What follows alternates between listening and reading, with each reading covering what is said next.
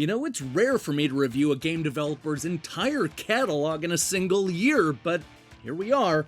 After releasing console ports of both Odalus the Dark Call and Oniken Unstoppable Edition, Joy Masher is back with their newest throwback action game, Blazing Chrome. This is an intense run-and-gun shooter with more than a passing resemblance to Contra Hard Corps on the Genesis. But in a world filled with wannabe 16-bit action games, is this one able to find its own identity and stand out from the pack? That's what I'm about to find out.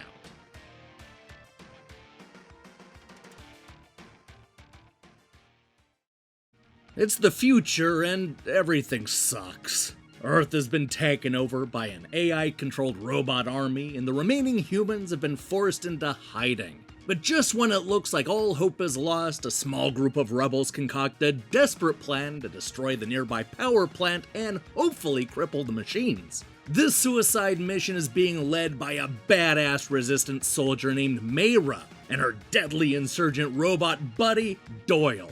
Together they fight through 6 punishing stages in order to keep the machines from destroying the last gasp of humanity. If you've played a run-and-gun shooter before, then you're gonna feel right at home with Blazing Chrome.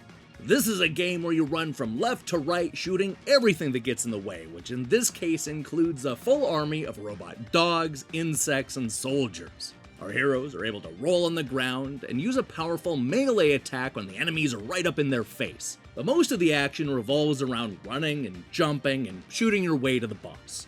Now, the suicide mission has made a little easier thanks to the power-ups and selectable weapons. We start out with a fairly standard machine gun, but both Doyle and Mayra will be able to hold a grenade launcher, chargeable laser gun, and my favorite, an electrified whip.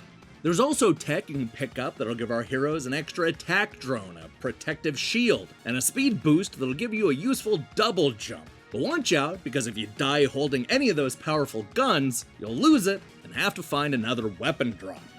At first glance, Blazing Chrome looks a little too familiar. But once you take another look and start beating some of the levels, you'll find that there's more going on than initially meets the eye.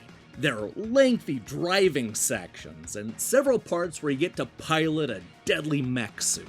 And the action doesn't stay 2D, as I discovered when the game suddenly turns into a Space Harrier-style 3D shooter. The levels are never as straightforward as you expect, and are often split up into several different sections. That's what Joy Masher is good at.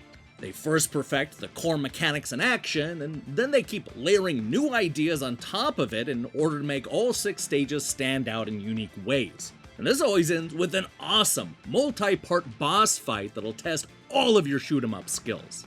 Now, I don't want to just gloss over the core mechanics, because Blazing Chrome is a great playing game. I've seen a lot of run-and-gun shooters come and go over the last few years, and this is one of the few that actually feels authentic to the 16-bit presentation.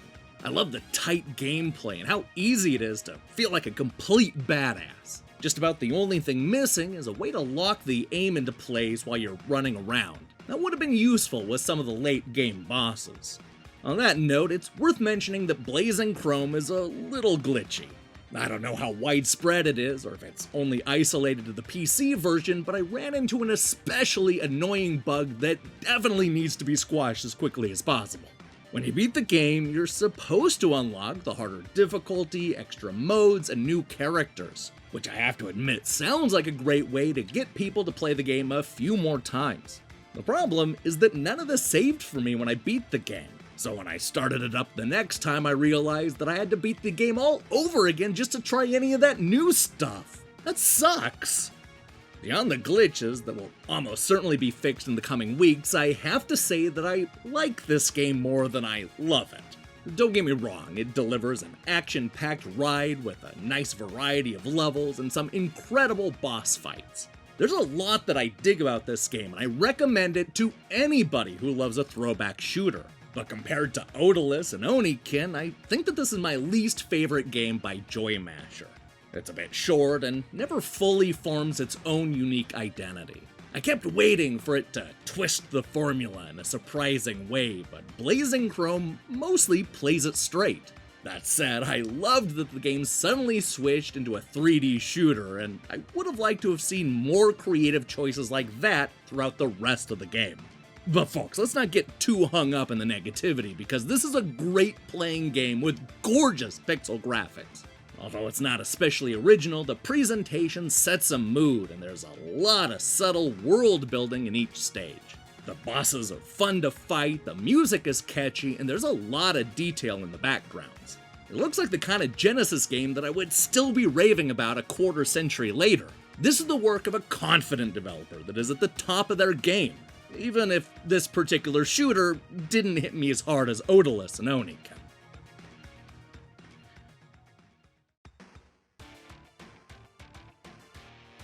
If what you're looking for is intense run-and-gun action with 16-bit graphics and great gameplay, then Blazing Chrome delivers on the promise. This is an immensely likable shooter with incredible bosses and a lot more variety than you might expect. It's also a bit on the short side and a little too similar than other games in the genre.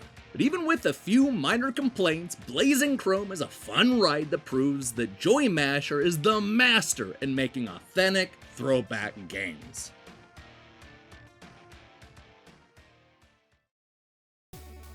Alright, thanks for watching our review.